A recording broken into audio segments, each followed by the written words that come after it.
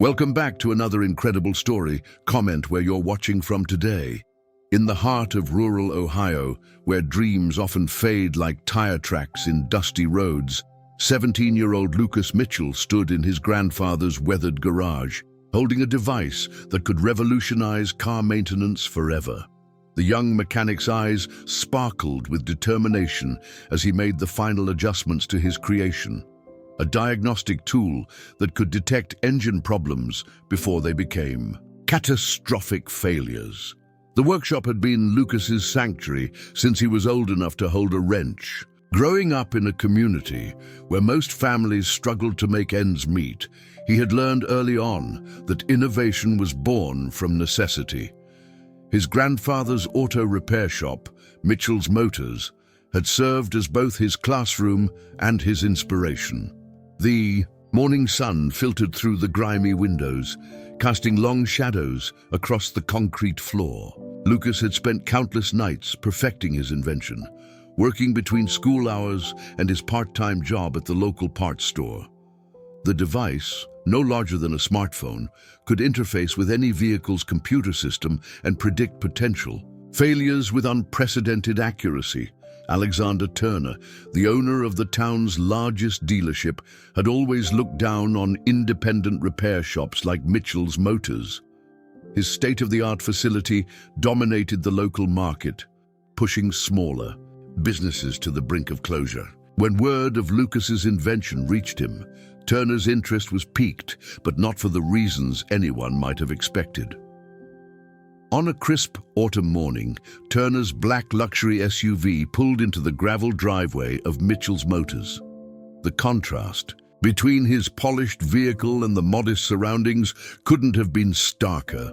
Lucas was demonstrating his device to William Hall, a loyal customer, when Turner strode in, his expensive suit collecting dust from the workshop air. "Quite an impressive little tool you've got there," Turner remarked, his voice carrying a note of calculated interest. "Though I doubt it works as well as you claim." His words were meant to diminish, to plant seeds of doubt in potential customers' minds. Lucas remained composed, channeling the quiet strength his grandfather had taught him. "Would you like to see a demonstration, Mr. Turner?" he offered, knowing that the truth of his invention spoke louder than any defense he could mount. The demonstration was flawless. The device accurately diagnosed a complex electrical issue in William's truck that other scanners had missed. Turner's expression shifted from skepticism to poorly concealed interest as he watched Lucas work. The young inventor explained each step with the confidence of someone twice his age. What Lucas didn't notice was James Clark, Turner's head technician, photographing the device from different angles while everyone's attention was focused on the demonstration. The subtle exchange of glances between Turner and Clark would have consequences that would ripple through the entire community. Days later, Lucas arrived at his workshop to find the lock broken and his prototype missing. The security camera footage revealed a figure in the night, but the grainy quality made identification impossible.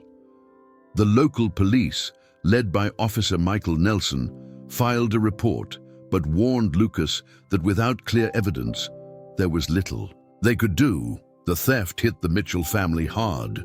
Lucas's grandfather, who had invested his savings in the parts needed for the prototype, tried to console his grandson. "Sometimes, son, the measure of a person isn't in what they create, but in how they handle losing it," he said, his weathered hands resting on Lucas's shoulders. But fate had other plans, and help would come from an unexpected quarter. Emma Roberts, a junior reporter for the local newspaper, had been following Lucas's story for months. She saw beyond the small-town narrative. She saw a story of innovation, betrayal, and the possibility of redemption. As word of the theft spread through the community, something remarkable began to happen.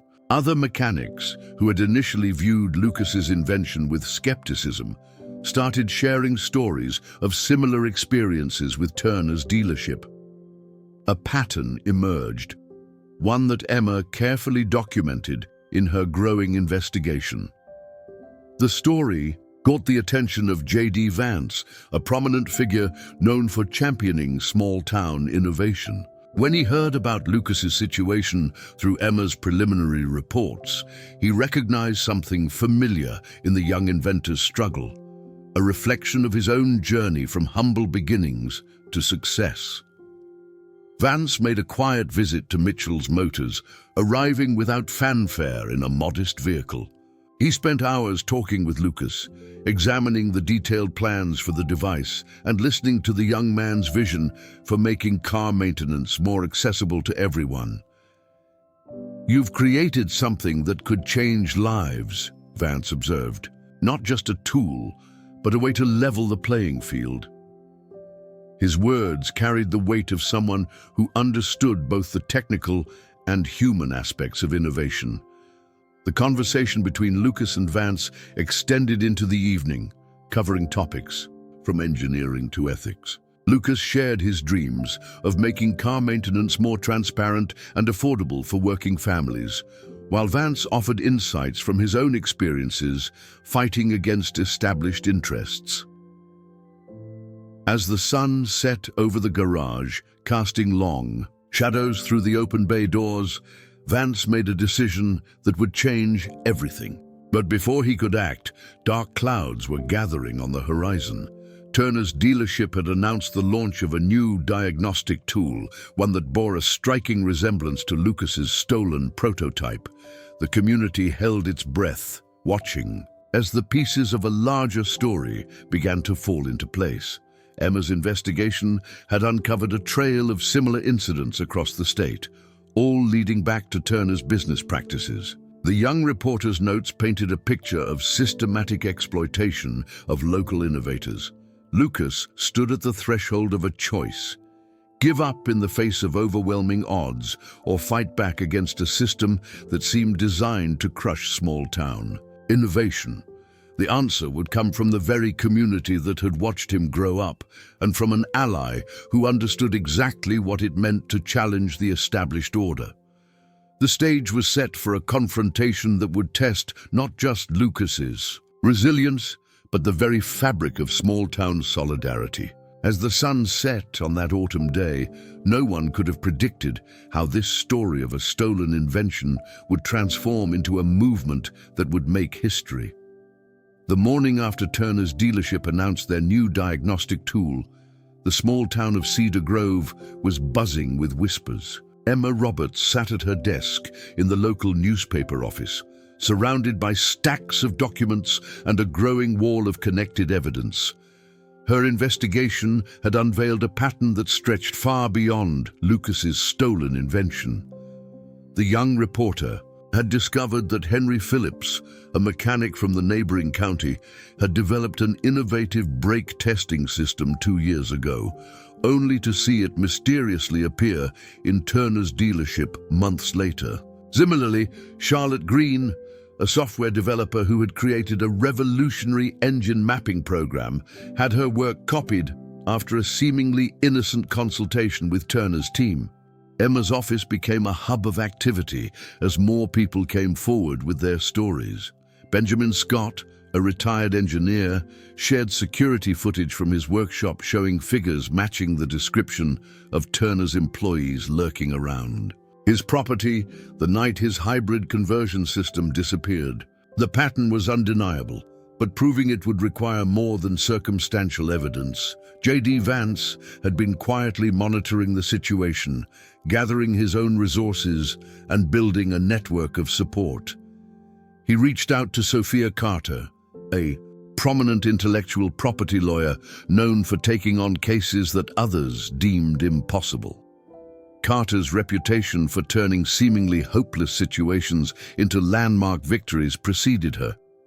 Meanwhile, Lucas hadn't remained idle. Despite the theft of his prototype, he continued refining his designs, making improvements based on the lessons learned from the first version. His grandfather's garage became a gathering place for local mechanics and tech enthusiasts who offered their expertise and support. Among them was Oliver Nelson, a computer science student who helped Lucas implement additional security measures in his new designs. Turner's announcement of their revolutionary diagnostic tool came with great fanfare. A press conference was scheduled at his dealership with local media and industry representatives in attendance. The promotional materials bore an uncanny resemblance to Lucas's original design sketches, right down to the user interface layout. As Turner stood at the podium showcasing what he claimed was his company's latest innovation, Emma sat in the audience, methodically documenting every detail. Her trained eye caught the subtle nervousness in Turner's posture when he was asked about the development process. His head technician, James Clark, conspicuously absent from the presentation, had called in sick that day. The story took an unexpected turn when Harper Mitchell, a former employee of Turner's dealership, approached Emma after the press conference. In hushed tones, she revealed that she had witnessed late-night meetings between Turner and Clark, where they discussed acquiring new technologies from local inventors. Harper had kept detailed notes, driven by her own sense of justice and growing discomfort with the dealership's practices. Vance's involvement began to take shape in the form of a carefully orchestrated plan. He arranged a meeting with Isabella Wright, the head of the State Innovation Board, presenting her with the mounting evidence of Turner's systematic theft of intellectual property. Wright, known for her unwavering commitment to protecting small inventors, listened intently as Vance laid out the pattern of exploitation. The community's response to Lucas's situation continued to grow. Ava Anderson, who owned the local diner, started a fundraising campaign to help Lucas rebuild his prototype. The campaign quickly gained traction, with donations pouring in from unexpected sources. Even competing repair shops contributed, recognizing that Lucas's fight was their fight too. Turner's confidence began to show cracks as pressure mounted. His dealership's launch of the diagnostic tool was met with skepticism from industry experts who questioned the sudden technological leap. Noah Baker, a prominent automotive journalist, published an article highlighting the suspicious similarities between Turner's device and various stolen innovations from small-town inventors. Lucas spent his evenings working on an improved version of his invention, incorporating new features that would make it even more valuable to independent repair shops. His determination caught the attention of Elijah Roberts, a venture capitalist who had been following the story through Vance's network. Roberts saw potential not just in the technology, but in the young inventor's resilience. The investigation took a dramatic turn when Emma discovered a connection between Turner's dealership and a series of shell companies used to patent stolen innovations. With the help of Mia Turner, a forensic accountant who happened to share no relation to Alexander Turner, she began unraveling a complex web of financial transactions that pointed to a larger conspiracy. Sophia Carter's legal strategy began to take shape. Instead of focusing solely on Lucas's case, she proposed building a class action lawsuit that would include all the inventors who had fallen victim to Turner's scheme. The approach would not only strengthen their legal position, but would also demonstrate the systematic nature of the theft. Local law enforcement, initially hesitant to get involved, found themselves unable to ignore the mounting evidence. Officer Michael Nelson, who had filed the original theft report, began cooperating with state-level investigators who had taken an interest in the pattern of intellectual property theft. The tension in Cedar Grove reached a new level when Turner's dealership suddenly announced a technical review of their new diagnostic tool, temporarily pulling it from use. Industry insiders recognized this as a defensive move, typically preceding legal challenges. James Clark, the head technician, had stopped coming to work, his phone disconnected and his house apparently empty, J.D. Vance's strategy extended beyond the legal battle. He began working with state legislators to draft new protections for small inventors, using Lucas's case as a compelling example of the vulnerabilities in the current system. The story was transforming from a local dispute into a movement for innovation justice. Lucas found unexpected allies in the technical community. Evelyn Hall, a retired patent examiner, volunteered to review his original designs and documentation, establishing a clear timeline of his invention's development. Her expertise would prove invaluable in the coming legal battle. The situation reached a turning point when Harper Mitchell came forward with more than just testimony. She had preserved emails and internal documents that demonstrated a clear pattern of targeting local inventors. The evidence was damning, but its revelation would put Harper at significant personal and professional risk. As autumn deepened into winter, the small town of Cedar Grove had become the epicenter of a battle that would redefine the relationship between big business and small inventors. Lucas's stolen invention had sparked a movement that was growing beyond anyone's expectations. The story had captured the imagination of the entire state. Small business owners, inventors, and community leaders from neighboring towns began reaching out, sharing their own experiences and offering support. What had started as one young mechanic's fight for justice was evolving into a crusade for the rights of all independent innovators. J.D. Vance's involvement had brought national attention to the case, but it was the grassroots support that gave the movement its power. The combination of local solidarity and high-level advocacy created a force that would be difficult for even the most established business interests to ignore. As Emma Roberts prepared to publish her first major exposé on the case, the town held its breath. The evidence was compelling, the stories were powerful, and the momentum was building. But Turner's resources were vast, and his connections ran deep. The real battle was just beginning, and its outcome would depend on more than just legal arguments and evidence. The publication of Emma Roberts's exposé sent shockwaves through Cedar Grove and beyond.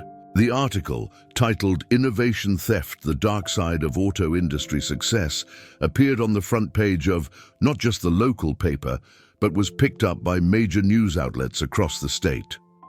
The story detailed the systematic exploitation of small-town inventors, with Lucas's case serving as the centerpiece of a larger narrative of corporate corruption. Turner's response was swift and aggressive. His legal team, led by the ruthless Olivia Perez, issued cease and desist letters to the newspaper and threatened defamation suits against anyone who publicly supported the allegations. The intimidation tactics only served to fuel the growing resistance against corporate bullying. J.D. Vance stepped up his involvement, organizing a coalition of independent repair shop owners and inventors. At a packed town hall meeting in the Cedar Grove Community Center, he introduced Sebastian Hall, a tech industry whistleblower who had documented similar patterns of intellectual property theft in other sectors. Hall's testimony added credibility to the mounting evidence against Turner's operation. Lucas found himself at the center of a movement that was growing larger than his original fight for justice. Working from a makeshift lab set up in an abandoned warehouse donated by Gabriel Mitchell, a local business owner, he continued developing an even more advanced version of his diagnostic tool.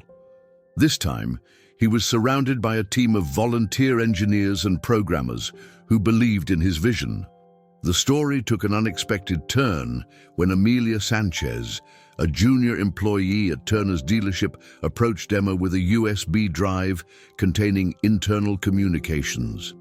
The emails revealed discussions between Turner and a network of corporate spies, tasked with identifying and acquiring promising innovations from independent inventors. The evidence was explosive, but publishing it would put Amelia at risk. Sophia Carter worked tirelessly to build the legal case, coordinating with Isabella Wright from the State Innovation Board to document the pattern of theft. They discovered that Turner's operation extended beyond Cedar Grove, with similar cases reported in neighboring states. The investigation uncovered a sophisticated network designed to exploit innovative but vulnerable small-town inventors. The community's support for Lucas continued to grow in unexpected ways. Adrian Phillips, owner of the local tech shop, organized coding workshops where young enthusiasts could learn about secure software development and protection of intellectual property. The sessions became a symbol of resistance against corporate exploitation. Turner's empire began showing cracks as more employees came forward.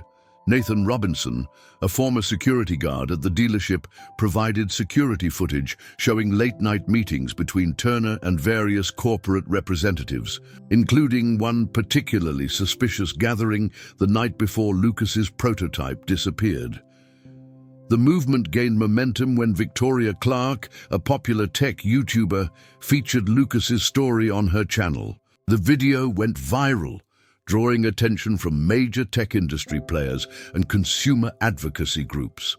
The comment sections filled with similar stories from inventors across the country who had faced similar exploitation. J.D. Vance's strategy evolved beyond just legal action. He worked with state legislators to draft the Mitchell Innovation Protection Act, named after Lucas, which would strengthen protections for independent inventors and increase penalties for corporate theft of intellectual property.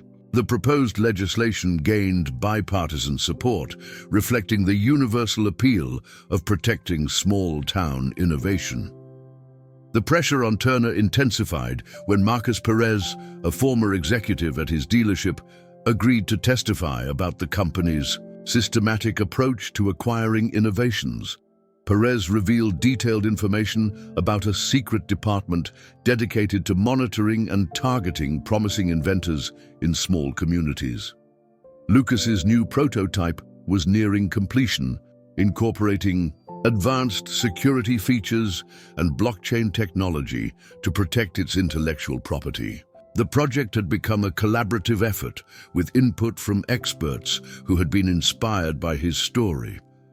Rachel Anderson, a cybersecurity specialist, volunteered her expertise to ensure the new device would be virtually theft-proof. The resistance movement spread to social media, where the hashtag #JusticeForInventors began trending.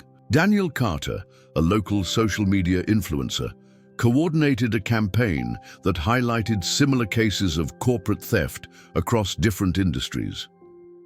The online activism brought national attention to the broader issues of intellectual property, rights, and corporate accountability.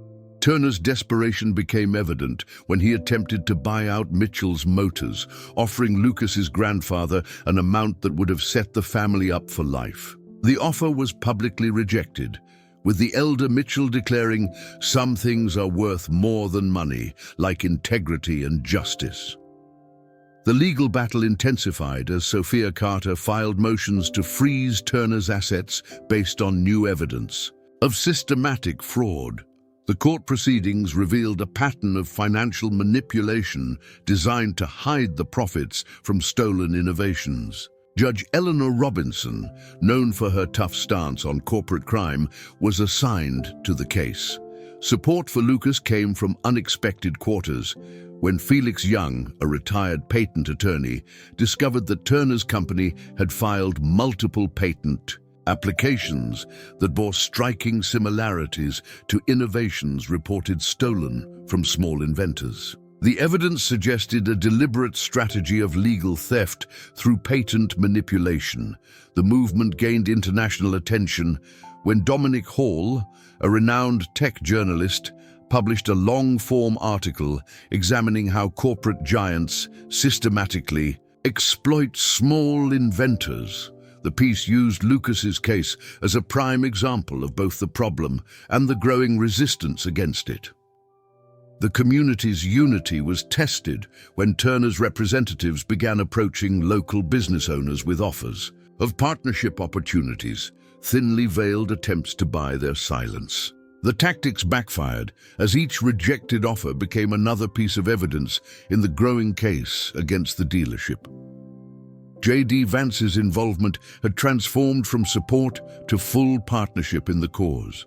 He worked with Lucas to establish the Innovation Protection Network, a non-profit organization dedicated to providing legal and technical support to independent inventors facing corporate theft. The organization quickly gained support from tech industry leaders who recognized the importance of protecting grassroots innovation. The resistance movement reached a critical mass when Lydia Sanchez, a state prosecutor, announced a criminal investigation into Turner's business practices. The investigation would examine not just the theft of intellectual property, but also potential violations of antitrust laws and fraud statutes. As winter gave way to spring, Cedar Grove had become a symbol of resistance against corporate exploitation.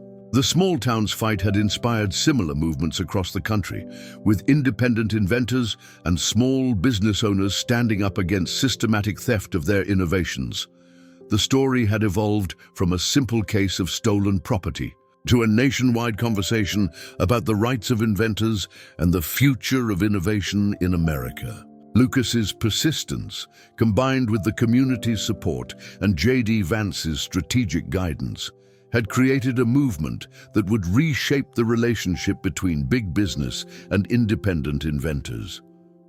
The stage was set for a final confrontation that would determine not just the fate of Lucas's invention, but the future of small-town innovation across the country. The resistance had grown stronger than anyone had anticipated, but Turner's resources and desperation made him a dangerous opponent. The coming battle would test the limits of community solidarity and the power of grassroots activism against corporate might. The morning of the federal court hearing dawned with an electricity in the air that had nothing to do with the approaching storm. Cedar Grove's Main Street was filled with supporters who had traveled from across the country to witness what many were calling the David versus Goliath battle of the tech world. Lucas Mitchell stood at the courthouse steps, surrounded by his family, J.D. Vance, and a community that had become his army. Inside the courtroom, Judge Caroline Scott presided over a case that had grown far beyond a simple theft of intellectual property. The evidence presented by Sophia Carter painted a devastating picture of corporate corruption. The prosecution team, strengthened by the addition of Theodore Anderson, a renowned antitrust lawyer, had built an airtight case against Turner's operation. The proceedings took an unexpected turn when James Clark, Turner's former head technician, appeared as a surprise witness.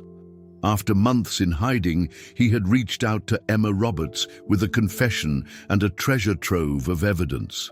Clark's testimony revealed the inner workings of Turner's theft operation, including detailed records of every stolen innovation and the profits generated from them. Turner's composure finally cracked when Dominic Wright, his company's former CFO, presented financial documents showing a secret fund specifically designated for acquiring innovations from small-town inventors. The evidence demonstrated a pattern of systematic theft that had generated millions in illegal profits. J.D. Vance's strategy had evolved beyond the courtroom. Working with state legislators, he had garnered support for the Mitchell Innovation Protection Act, which was scheduled for a vote in the state legislature.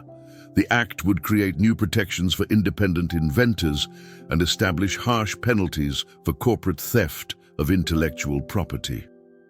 The community's support manifested in unexpected ways. Diana Hall, a local artist, had organized an exhibition showcasing the stories of inventors who had fallen victim to corporate theft. The exhibition, hosted in the Cedar Grove Community Center, became a powerful symbol of the human cost of innovation: theft. Lucas's new prototype, developed with the help of his volunteer team, had become more than just a diagnostic tool. It represented a new approach to protecting intellectual property. incorporating blockchain technology and open source principles that would make future theft nearly impossible. The device had already attracted attention from legitimate automotive companies interested in licensing the technology. The turning point in the trial came when Amelia Sanchez took the stand. Her testimony, supported by the internal communications she had preserved, revealed Turner's direct involvement in orchestrating the theft of Lucas's invention. The evidence was damning, showing late-night meetings where Turner had personally ordered the break-in at Mitchell's Motors. The prosecution's case was further strengthened by expert testimony from Dr. Ethan Phillips, a leading authority on intellectual property law, who demonstrated how Turner's pattern of theft had stifled innovation across multiple states. His analysis showed the broader economic impact of corporate exploitation on small-town inventors. Turner's defense began to unravel when his star witness, Samuel Baker, cracked under cross-examination by Sophia Carter. Baker admitted to being part of a network of corporate spies employed to identify and target promising innovations in small communities. His confession implicated several other major corporations in similar schemes. The courtroom fell silent as Judge Scott delivered her verdict. The decision was unequivocal. Turner was found guilty on all counts, including theft of intellectual property, fraud, and violation of antitrust laws. The judge's ruling included not just substantial financial penalties, but also structural changes to prevent future theft of innovations. J.D. Vance's involvement had helped transform a local injustice into a national movement. The Mitchell Innovation Protection Act passed with overwhelming support, creating new safeguards for independent inventors. The legislation would serve as a model for similar laws across the country. Lucas's victory extended beyond the courtroom. His improved diagnostic tool, now protected by both legal and technological safeguards, was licensed to a network of independent repair shops. The technology would help level the playing field between small repair businesses and large dealerships. The aftermath of the trial brought unexpected changes to Cedar Grove. Turner's dealership was reorganized under new management, with policies specifically designed to support rather than exploit local innovation. Margaret Nelson, a respected business leader known for her ethical practices, was appointed to oversee the transition. Emma Roberts' coverage of the case earned her a prestigious journalism award and a position with a major national newspaper. However, she chose to stay in Cedar Grove, establishing a news organization dedicated to investigating corporate exploitation of small inventors. The Innovation Protection Network, founded by Lucas and J.D. Vance, expanded rapidly. With offices in multiple states, the organization provided legal and technical support to independent inventors facing corporate theft. The network became a powerful force in protecting grassroots innovation. The community's triumph inspired similar movements across the country. Zachary Green, a small-town inventor from Montana, successfully used the precedent set by Lucas's case to protect his own innovation from corporate theft. The ripple effects of Cedar Grove's victory were felt nationwide. Lucas's grandfather's shop, Mitchell's Motors, was transformed into a hub for technological innovation. With support from the community and legitimate investors, it became an incubator for new automotive technologies, helping other young inventors develop and protect their innovations. The story's impact reached beyond the automotive industry.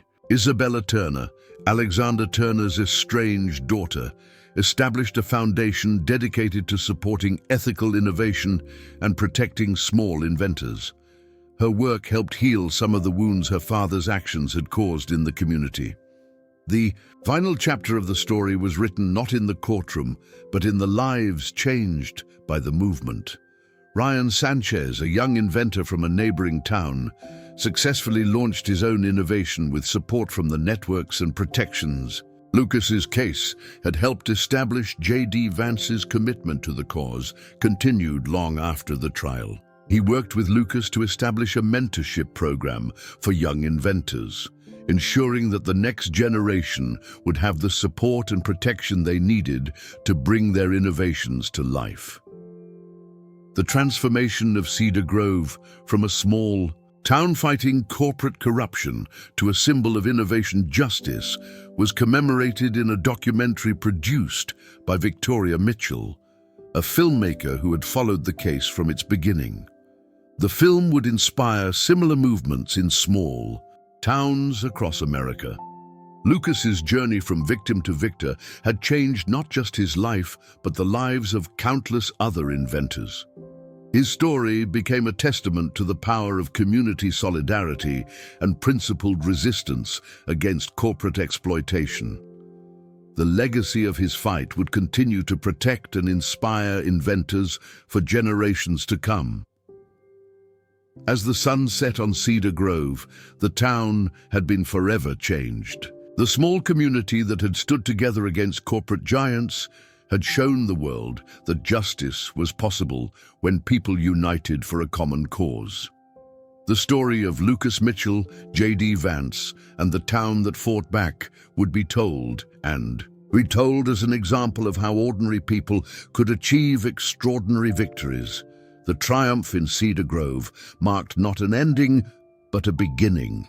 Across the country, independent inventors and small communities were standing up against corporate exploitation, armed with new laws, new protections, and the inspiration of a small town that had dared to fight back.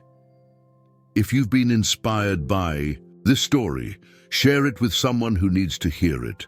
Remember that every great change starts with a single person willing to stand up for what's right. Leave a comment below about a time when you stood up against injustice. Your story might inspire others to do the same.